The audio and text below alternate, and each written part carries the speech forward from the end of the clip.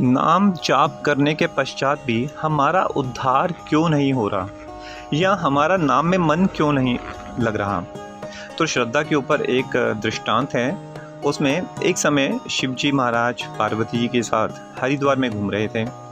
पार्वती ने देखा कि सहस्त्रों मनुष्य गंगा में नहा नहा कर हरि हरि करते चले आ रहे हैं, परंतु प्राय सभी दुखी और पाप परायण हैं। तो पार्वती जी ने बड़े आश्चर्य से पूछा कि हे भोले बाबा, हे मेरे पति प्रियतम, ये क्या अवस्था है। गंगा जी में डुबकी लगा के इनके तो पाप समाप्त होने चाहिए, लेकिन ये फिर भी नहाने के बाद भी ये दुखी, और इनके मुख जो हैं डूबे हुए दिख रहे हैं। इनके दुखों का नाश क्यों नहीं हुआ? क्या गंगा में अभी सामर्थ्य नहीं रहा?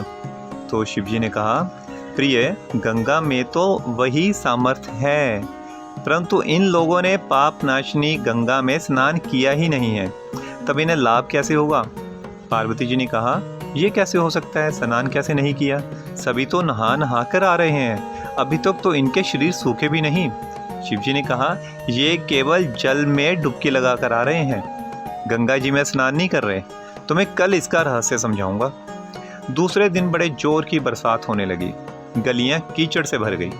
एक चौड़े रास्ते में एक गहरा गड्ढा था, चारों ओर लपटीला कीचड़ भर रहा था।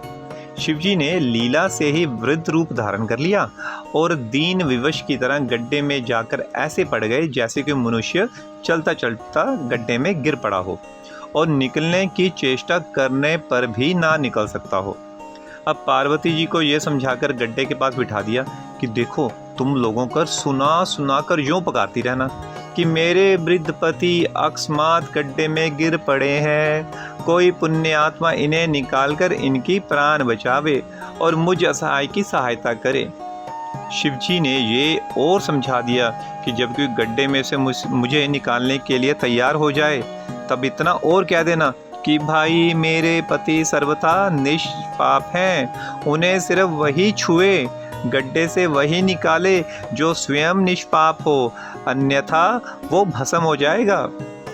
पार्वती तथास्तु कहकर गड्ढे के किनारे बैठ गई। अब आने जाने वाले को सुना सुना कर शिवजी की बात सिखाई हुई बात कहने लगी। अब गंगा में नहाकर लोगों के दल आ रहे थे। सुंदर युवती को यों बैठी देखकर कईयों के मन में पाप आया। कई लोग लज्जा से डर गए, तो कईयों को कुछ धर्म का भय हुआ, कई कानून से डरे। कुछ लोगों ने तो पार्वती जी को ये भी सुना दिया कि मरने दे बुड्ढे को, क्यों इसके लिए रोती है, तुम कोई नई शादी कर लेना। और आगे कुछ और भी कहा। मर्यादा भंग होने के भय से कुछ शब्द उन्होंने कहे भी नहीं। कुछ दयालु सच्चरित्र पुरुष भी थे, उन्होंने करुणावश युवती के पति को निकालना चाहा, परंतु पार्वती जी ने वो वचन सुना दिए कि अगर आप निष्पाप हो तभी मेरे निष्पाप पति को हाथ लगाना, नहीं तो आप भस्म हो जाओगे, क्योंकि इनको ये वरदान है। परंतु जैसे उन्होंने सोचा कि भाई, गंगा में तो नहाकर हम आए हैं, लेकिन क्या हमारे पाप धुले भी हैं? अगर ना धुले हुए तो इनको हाथ लगाने से हम कहीं भस्म ना हो जाएं। तो बुड्ढे को निकालने जाकर स्त्री के कथा अनुसार हम स्वयं भस्म ना हो जाएं, किसी का साहस नहीं हुआ। सैकड़ों आए, सैकड़ों ने पूछा और चले गए। इस प्रकार संध्या हो चली। शिवजी ने कहा, पार्वती, देखा आया कोई गंगा में नहाने वाला? कोई भी नहीं नहाने वाला है, ये सिर्फ जल में डुबकी लगा के ही आए हैं। अगर ये वाकई में गंगा जी में नहा के आए होते तो वो फिर निष्पाप अपने आप को समझते और मुझे सरलता से बाजू पकड़कर इस कीचड़ से बाहर निकाल देते। लेकिन किसी को भी विश्वास नहीं है कि उनके पाप धुल गए हैं। थोड़ी देर बाद एक जवान हाथ में लोटा लिए हर हर करते हुए निकला, तो पार्वती जी ने उससे भी वही बात कही। युवक का हृदय करुणा से भर आया। उसने शिवजी को निकालने की जो ही तैयारी की, पार्वती जी ने रोकर कहा, भाई, यदि तुम सर्वथा निष्पाप नहीं हुए तो मेरे पति को छूते ही भस्म हो जाओगे।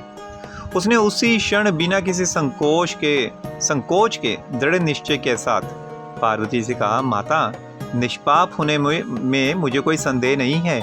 आप देखती नहीं, मैं अभी गंगा नहा के आया हूँ, और भला गंगा में गोता लगाने के बाद कभी पाप रह जाते हैं? मैं अभी आपके पति को निकालता हूँ। युवक ने लपक कर बुड्ढे को ऊपर उठा लिया। शिव पार्वती ने उसे अधिकारी समझकर अपना असली रूप प्रकट कर उसे दर्शन दिए और कृतार्थ किया। शिवजी ने पार्वती से कहा, इतने लोगों में से सिर्फ एक ने ही वास्तव में गंगा स्नान किया है। इसी दृष्टांत के अनुसार जो लोग बिना श्रद्धा और विश्वास और सिर्फ घमंड के लिए, दिखावे के लिए, दंभ के लिए नाम का उच्चारण करते हैं, उन्हें नाम का वास्तविक फल नहीं मिलता। पर इसका मतलब ये नहीं है कि नाम जो है, नाम का उच्चारण व्यर्थ हो जाता है, लेकिन उसके फल में समय लगता है। फल तो मिलता ही मिलता है, ठीक है, ये बात सच है, समय लग रहा है, लेकिन ना करने से अच्छा है समय लगना। इसलिए नाम हमेशा हमेशा करते रहना चाहिए। लेकिन उसी प्रकार जिस प्रकार युवक ने फटाफट उस बुड्ढे को कीचड़ से बाहर निकाल दिया, उस प्रकार का विश्वास भी हमारे हृदय में अगर हो तो जो नाम जाप का फल है बड़ी शीघ्रता से अपना कार्य करना शुरू कर देता है, क्योंकि हमें अब नाम पे विश्वास है। विश्वास किस प्रकार का कि इस जगत में नाम के अलावा मेरा अन्य कोई साधन नहीं है, अन्य कोई रक्षक नहीं है जो मेरी सहायता करेगा, मेरी कोई सहायता करने वाला नहीं है, मेरा कोई जीवन में साथी नहीं है। जो भी आप साथी बनाओगे, अपने सगे संबंधी, अपने मित्र, अपने धन दौलत, अपनी पोजीशन को अगर सोचो कि ये मेरा साथी होगा, ये मेरा बीमारी या बुढ़ापे में मेरी सहायता करेगा, तो ये आपकी गलत सोच है। इसका मतलब आपको नाम पे विश्वास नहीं। आपको नाम जाप पे इस प्रकार विश्वास होना चाहिए कि मैं जो नाम जाप कर रहा हूँ ये मेरे प्रत्येक दुख में मेरा साथी रहेगा, मैं जो नाम जाप कर रहा हूँ ये मेरा बुढ़ापे में भी साथी रहेगा, मैं जो नाम जाप कर रहा हूँ ये मेरा बीमारी में भी साथी रहेगा। क्यों? क्योंकि भगवान ने पल पल स्थान स्थान पे लिखा है कि नाम जाप से ऊपर कुछ नहीं है, और नाम जाप में ऐसी सामर्थ्य है कि ये बड़े से बड़े संकट को, बड़े से बड़े पाप को नष्ट कर देता है। तो भला जिसका इस बात पे पूर्ण विश्वास हो चुका हो, वो उसको भला कोई भी कष्ट क्या पास में फटक सकता है? देखने में लगता है कि भक्तों को भी कष्ट होता है। कभी आपने अगर देखा होगा, जब पुरानी इतनी प्राचीन कथाएं आपने सुनी होगी, तो आपने ये भी अनुभव किया होगा कि बड़े से बड़े कष्ट आने पे भी वो भक्त विचलित नहीं हुए, बल्कि हंसते हंसते उन कष्टों को सहन किया। लेकिन वो देखने में लगता था उन्होंने सहन किया, एक्चुअली जो नाम बल है वो ही सहन करता है, वो नाम अपने ऊपर ले लेते हैं। जिस प्रकार जब शिवजी ने विष का प्याला पिया था तो सभी बोलते थे कि शिवजी ने विष का प्याला ले लिया, लेकिन शिवजी को कुछ नहीं हुआ। वो क्यों नहीं हुआ? क्योंकि उनके कंठ में नाम प्रभु जो बैठे थे, वो सारा विष का जो उसका असर था वो स्वयं नाम प्रभु ने कंठ में ही ग्रहण कर लिया था। क्यों? क्योंकि भोले बाबा तो हमेशा ही नाम जाप करते रहते हैं, उनके कंठ में नाम प्रभु स्वयं बैठे रहते हैं। जहाँ पे नाम होगा वहाँ पे भगवान स्वयं है, क्योंकि नाम और भगवान में कोई अंतर नहीं है। इसलिए यहाँ तक हम ये उदाहरण से समझ सकते हैं कि इतना बड़ा विष का प्याला, जो कि हलाहल विष, जिसकी दुर्गंध मात्र से ही पूरा लोक जो था वो जर्जित होना शुरू हो गया था, नष्ट होना शुरू हो गया था, वो भोले बाबा ने सिर्फ नाम के बल पर ही उसे ग्रहण किया। और उनके कंठ में नाम जो स्वयं बैठे थे, क्योंकि सदैव भोले बाबा नाम जाप करते रहते हैं, सदैव लीलाओं में मगन रहते हैं, तो वही जो नाम जो कंठ में बैठे थे उन्होंने स्वयं अपने ऊपर वो कष्ट ले लिया। और तभी तो भगवान नारायण नीले रंग के रहते हैं, क्योंकि भोले बाबा के कंठ में वो स्वयं उपस्थित रहते हैं। और विष जैसे ग्रहण किया तो उन्होंने अपने ऊपर वो विष का प्रभाव ले लिया, जिसकी वजह से भगवान नारायण का जो रंग है वो नीला हो गया, जो कि विष का रंग नीला था।